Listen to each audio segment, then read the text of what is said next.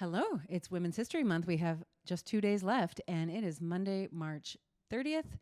I got the night off so I could visit the red cat, although we have a gray cat here with us. I normally play one of my own pieces on Mondays, but I thought today it would be fun if it was my own children subbing for me. Who are you? I'm Elsa. And you? I'm Greta. And that guy? He's Earl. And they were so wonderfully willing to do this for Women's History Month, Night at the Red Cat by Elizabeth Alexander. Greta, how was your experience learning this piece? It was pretty easy to learn, but playing it together was a little bit harder. We have some fun videos from that. And Elsa, somebody told me that you were making up your own notes towards the end. What was that all about? Oh yeah, there's an improvisation section at the end. How did you like the improvising? It was okay. I just had to figure out which notes sounded good and which didn't. All right. Greta, what else do you do besides piano? I play the cello and I do artistic swimming. I play clarinet and I do dance. And I might add that Greta is also my video editor for this whole series. So also talented in the visual technical front as well. Before we talk to the composer, anything else you guys want to add about this piece or about Women's History Month in general?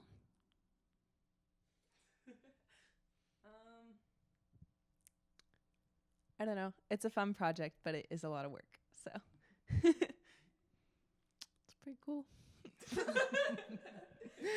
And that's a wrap. Let's talk to Elizabeth Alexander.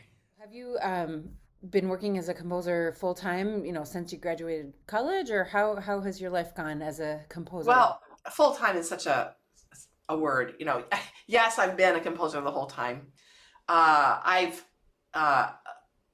It's a variety of things. I've taught piano lessons during that time, like a lot of us, on the side. I raised my kids. I guess that's the main thing I've done. Yeah. And then publishing, which is a whole nother endeavor that takes as much time as composing, you compose the music and then you make it available and you publish it. So that's another part of the whole package. Yeah, I guess I have of ways. Well, I live in Minnesota, so there's a beautiful community here of composers. So that is part of the community for me.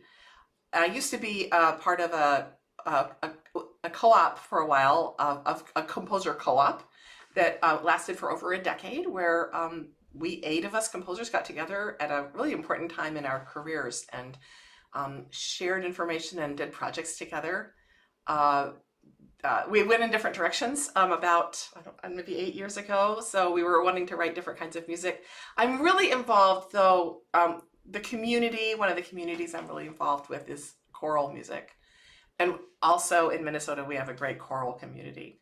Another place I got a lot of ideas for choral music over the years is also from church. I would go to the Unitarian Universalist Church where I attend, and I would be sitting there and somebody would read a reading, or there would be some idea that was kind of spiritual and also secular, because I love the mixture of those two.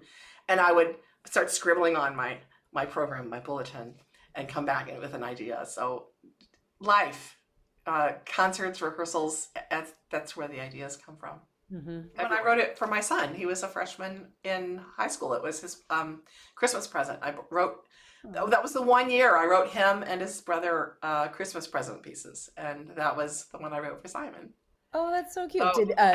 Did you play it with him, or did the two boys play it together? We played it many, many times. I was always the secundo part, and Simon is a fearless improviser.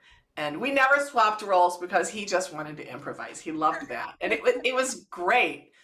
And then right before he graduated from high school, we went into a studio and recorded it. So unfortunately, we don't have video of us, but we have a killer recording of the two of us. Oh, that's cool. For kind of when he was graduating. Mm-hmm. Is that available for people to hear, or is it just for you I think it's the demo. It's the demo recording. You mentioned, I think, in the program notes that the Red Cat is not really a place anymore, or it's an imagined place. Mm-hmm. My brother Steven was at the time trying to get the Red Cat off the ground, and Portland, Oregon, and he was really excited. It was going to be a theater bar or a cabaret restaurant kind of thing.